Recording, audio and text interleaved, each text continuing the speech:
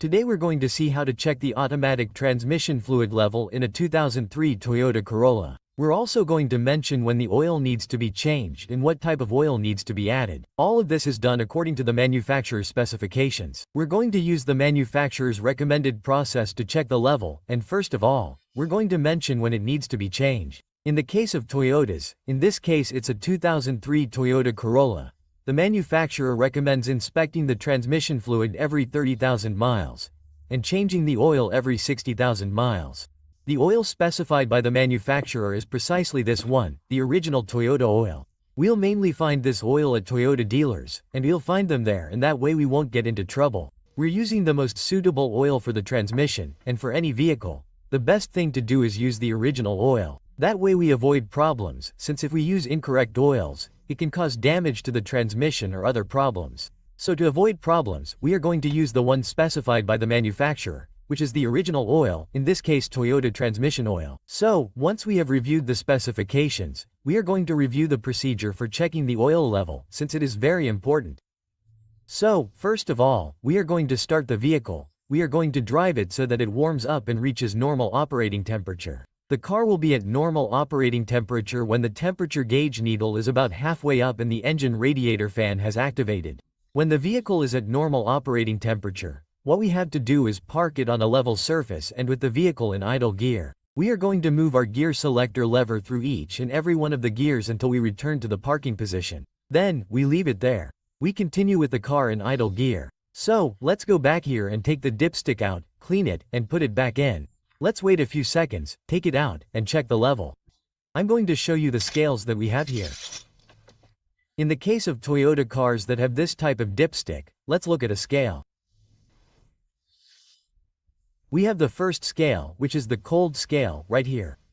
Then we have another scale, which is right here. When we check the oil level while idling, the level has to be between these two scales that are here, between these two marks. If for some reason we need oil, it's a good idea to drive the vehicle again, park it again, and check the level again. If we see that the oil level is low again, then we can add oil little by little until we have the right level. If the level is way above this mark here, then what we would need to do is drain some oil to bring it back up to the indicated scale. In the case of these Toyota cars that have this type of dipstick, automatic transmissions usually have a drain plug underneath. So, we can remove that drain plug and drain a little bit of oil to bring the level up to the correct scale. So, now that we know all this, I'm going to drive the car to warm it up and we're going to check to see what level this specific car has. Okay, as you can see, the vehicle has already reached normal operating temperature. Now, I'm going to move the selector lever through all the gears. Then, I press the brake pedal, starting one by one.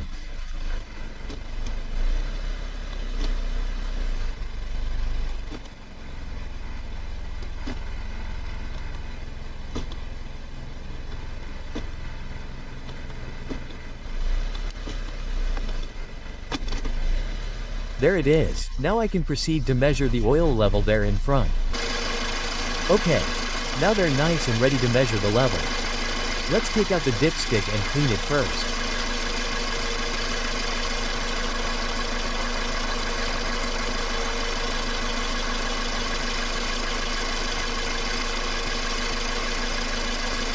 Let's put it back in. Let's wait a few seconds and measure the actual transmission level.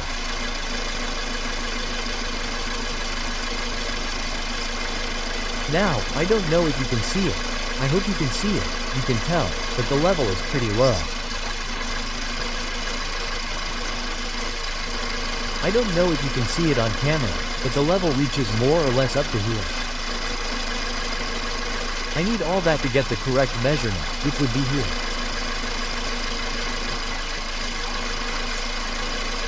I'm going to use several angles to see if you can see how far it reaches. I'm going to take the measurement again.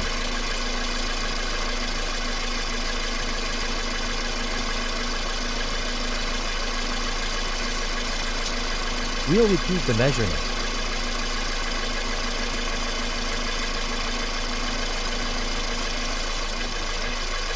We're going to fix it again. You can see the level is still the same. You can see it better there.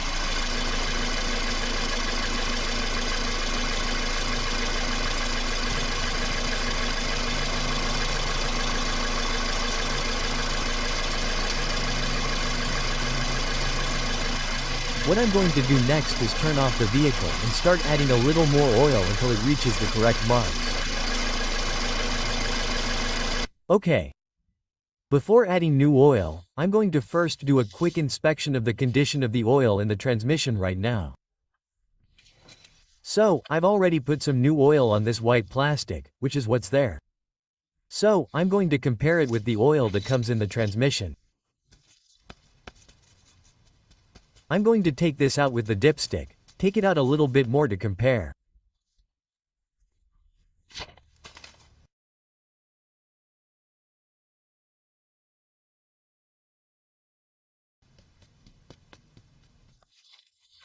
Okay, what we have here is normal wear. As you can see, the color is light brown. It's not new, obviously, but overall it looks like the condition is good. What we don't want to see or why we're checking, what we do the inspection for is to check that it's not contaminated, that it's not mixed with water.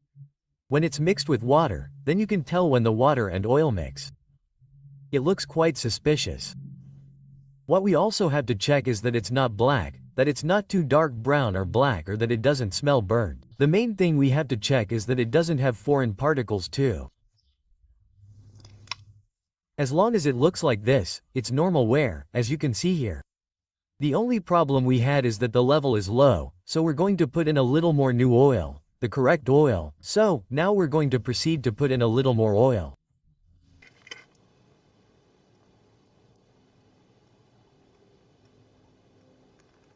Okay, after adding a little oil, I'm going to drive it for a few minutes. I'm going to put it back here and do the same procedure again to check it again.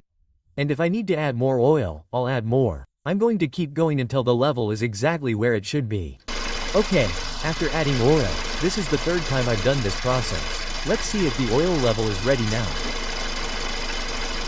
I'm going to clean the dipstick first.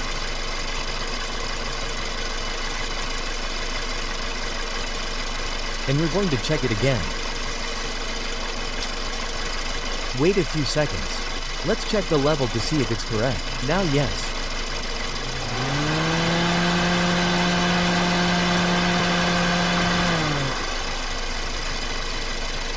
The fans have turned off.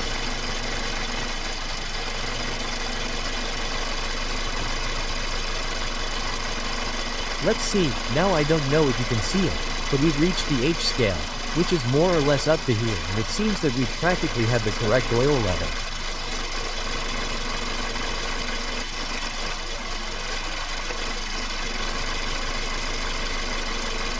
Hopefully you can see it on camera, but now we've reached the correct level. Okay, we're going to leave it. What I'm going to do next is turn off the vehicle to finish the video. What I poured in was more or less half a liter, more or less. I didn't count it correctly, but it was more or less half a liter that I applied so that it could reach the correct level.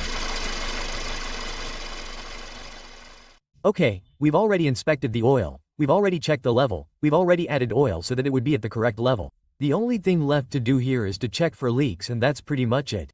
One more detail regarding the specification of changing the oil every 60,000 miles. That specification is for severe use, which indicates that if the car is being used in mild or very moderate conditions, the oil can last longer. But we must not forget what the manufacturer tells us to do, to inspect the oil, both the level and the condition of the oil, every 30,000 miles minimum. So, I think that will be all. Thanks for watching the video and see you soon.